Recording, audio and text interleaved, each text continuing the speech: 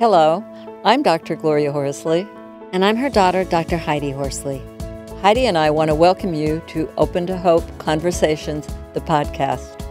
We believe that the greatest gift you can give yourself after a loss is hope, using this moment to connect with others who have not only survived but thrived. So let's get started.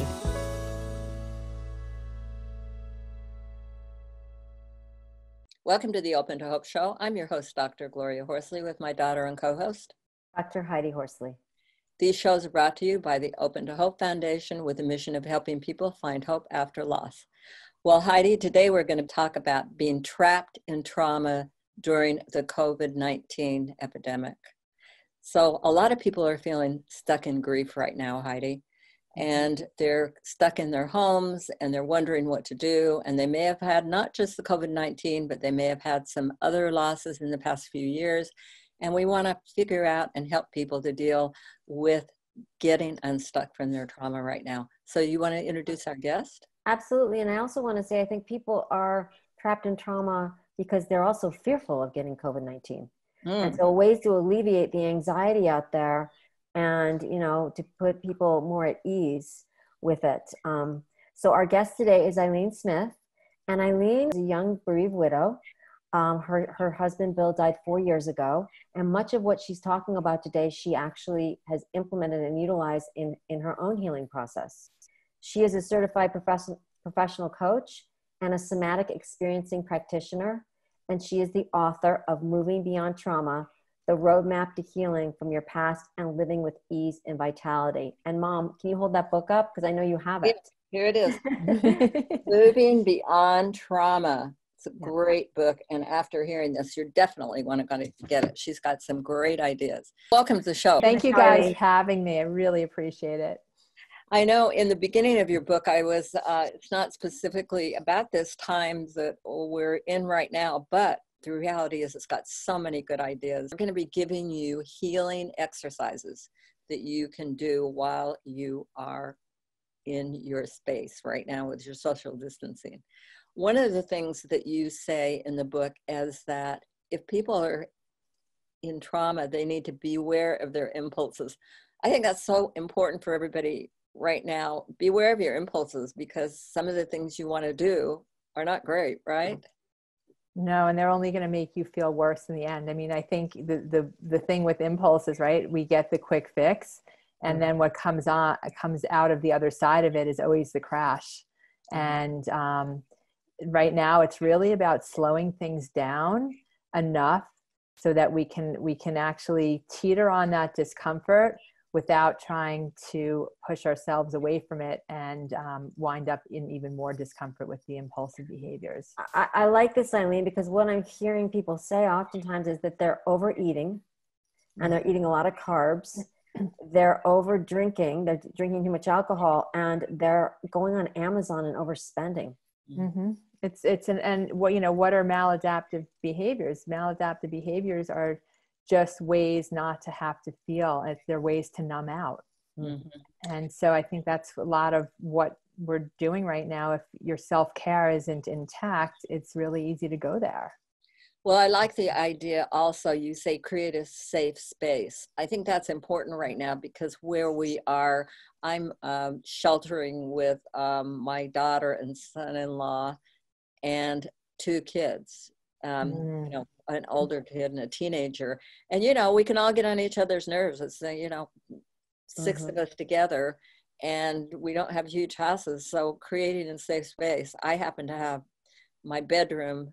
Yeah, anywhere you can find to just have a space that you're going to be able to contain yourself is a safe space.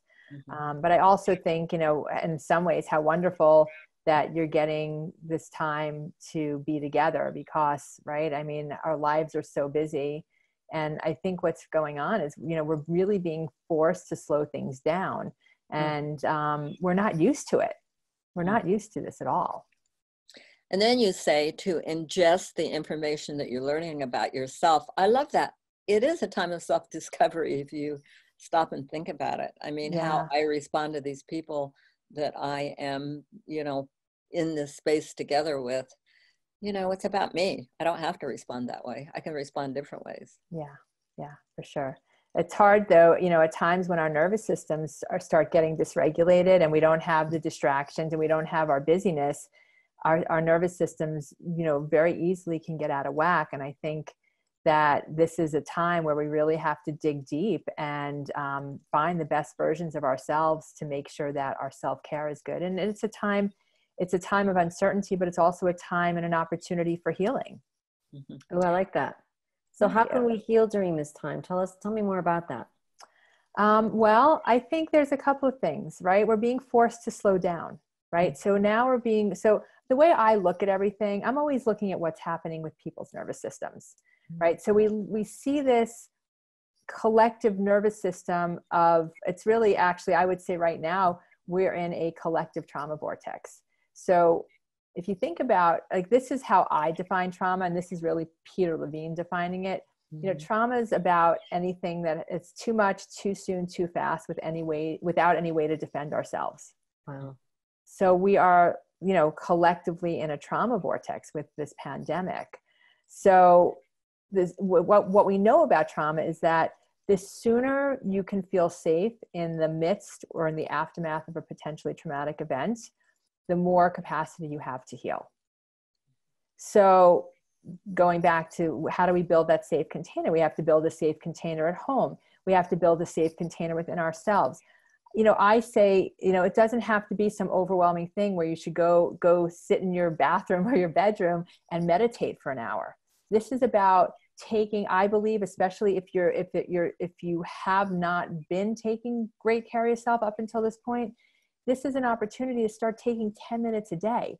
Take a foam roller out, roll out a yoga mat, sit and do some breath work for 10 minutes. Breath work, the reason why breath work is so effective is it works on the vagus nerve, which is the 10th cranial nerve. And the vagus nerve helps regulate many different aspects of our autonomic nervous system. So our autonomic nervous system is where our rest and digest, our heart rate.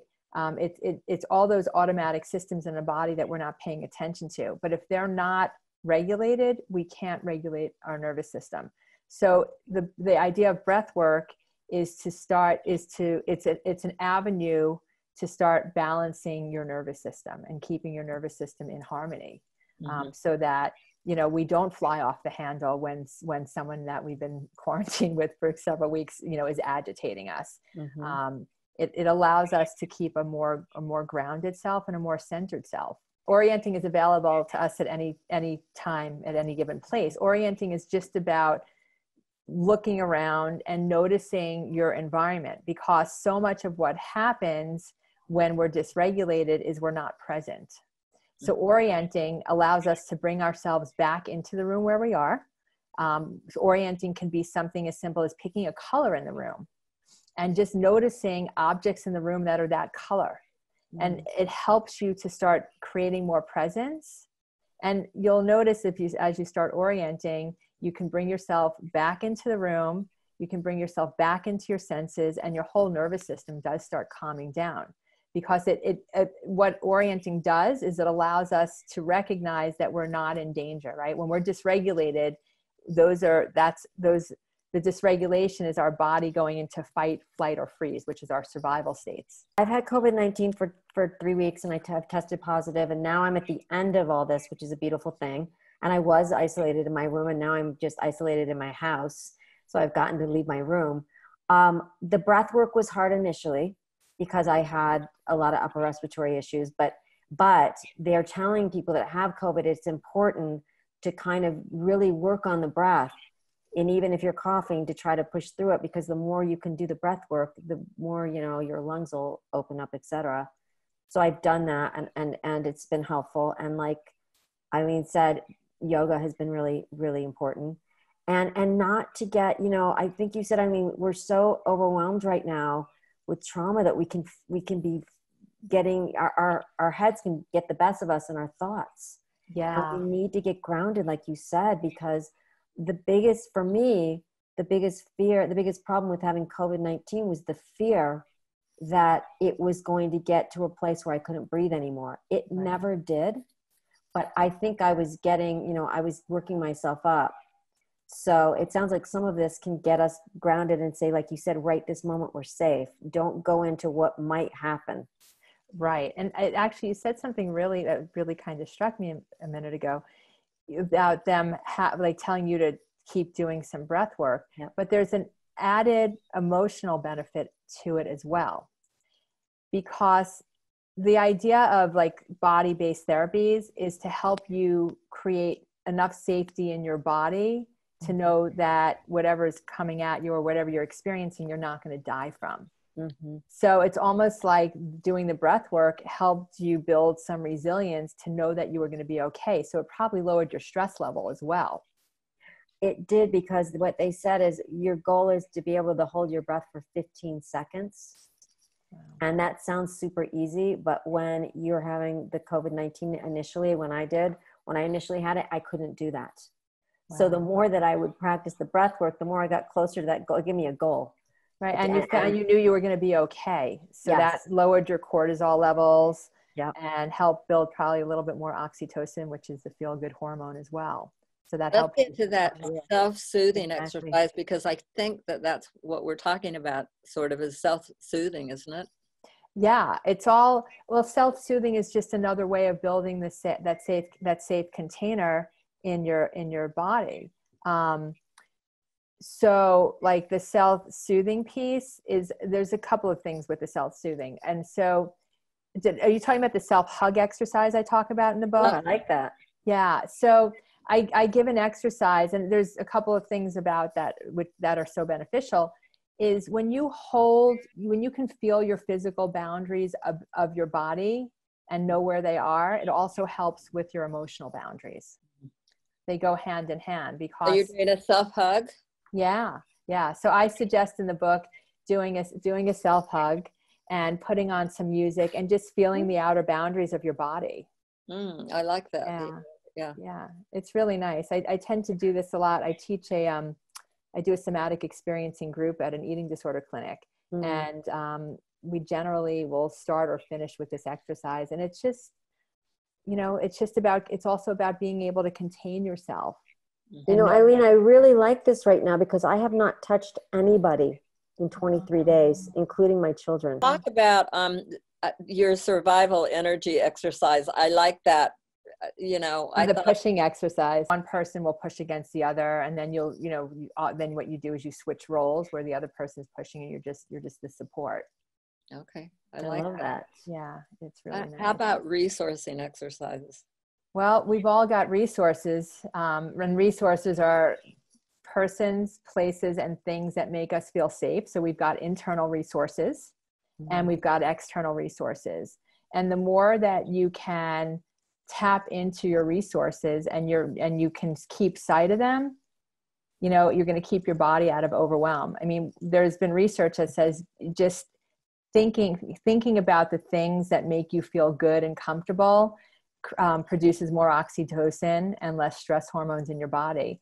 And so what I often do is when I'm working with clients or I'm doing groups, I do this as an exercise, and I invite my clients to put their resource lists on the bathroom mirror, or keep them next to the bed, read them in the morning and before you go to sleep. Because it's really easy when we're under stress to really believe that we have nothing that's going to be able to dig us out of these feelings that we're having. Mm-hmm. So I like that. Make that resource list. And how about sensing exercise? Oh, our 5 senses. So I like to have clients build what I call a sensory toolbox, right? And everyone has different dominant senses. Like for myself, like I'm a touch person. Like I always have something in my hands. Somebody else might be more connected to music or sound or smells.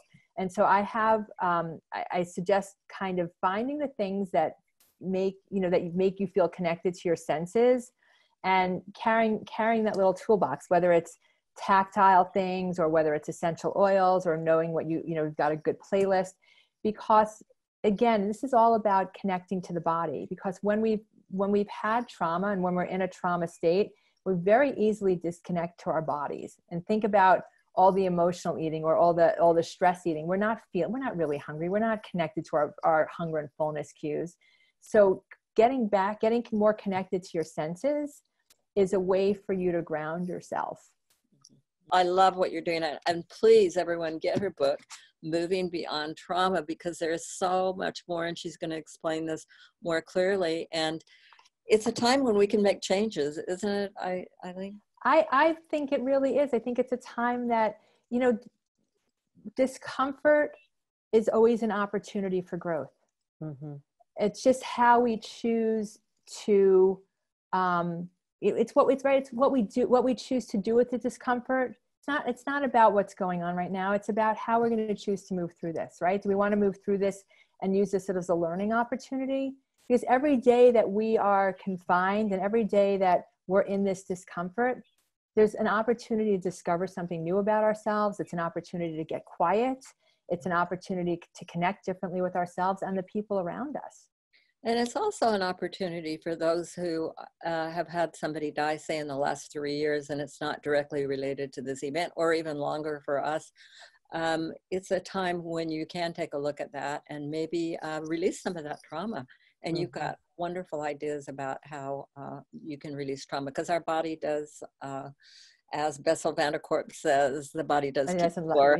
And our bodies don't lie. If we can allow them to, they'll guide us to the healing. But we've got to get, that's why these exercises are so important. We have to start building some sense of safety so we can actually attune to our bodies and know what they need to do for the healing. Absolutely. Well, tell people how they can find you. Okay, so they can find me on my website, which is ilenesmith.com. Ilene is I-L-E-N-E. Smith is the way S-M-I-T-H. And I'm on Instagram, Ilene Smith Trauma Healing, and Facebook as well, Ilene Smith Trauma Healing. Well, thank you so much for being on today, and I love the work you're doing. It's great. Well, thank you so much for having me. This has been wonderful. Yes, Ilene, thank you so much for helping people move through trauma. It is really important right now in this world.